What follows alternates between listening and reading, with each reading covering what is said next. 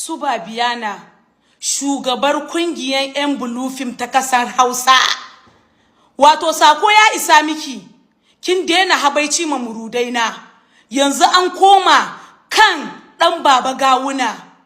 Ho Babiyana, Babiyana, kin san ta inda zaki gane kina bukatan addu'a a rayuwanki? Ke fa ba kya faɗan kanki kullum sai faɗan mutane kuma su kai ki su baro ki. Yanzu for example, misunderstanding ya haɗa ki da ɗan Baba Gawuna.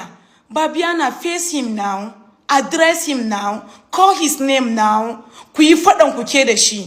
Me yasa kike including ɗin innocent people a cikin faɗan ku?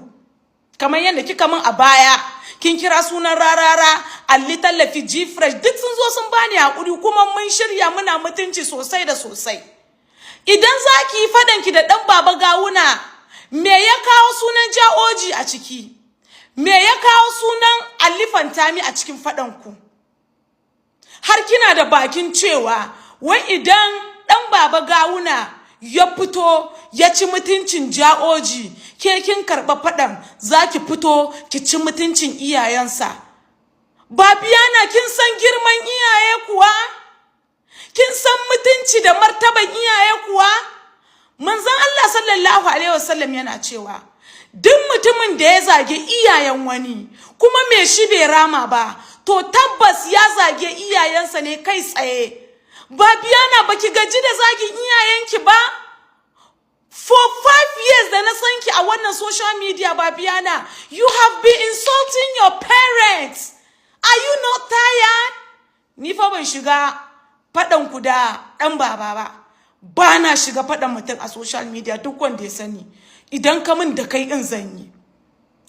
Kawai na zo in yi addressing ɗinki ne. Saboda ni babbar makiyarki ce.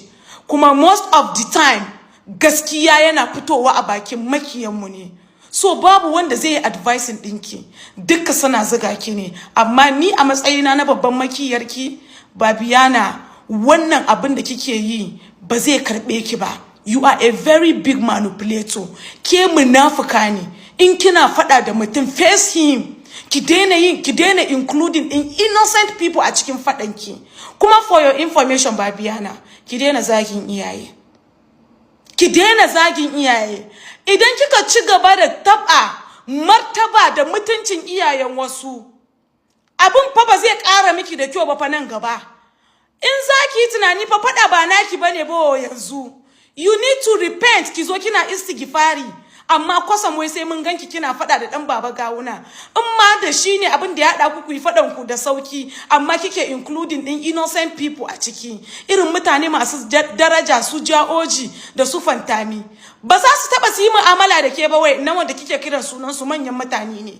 Saboda Babiyana, mun ganki tsirara haihuwar uwarki inda ake killacewa ke Babiyana kowane Tom and Jerry ya ga naki.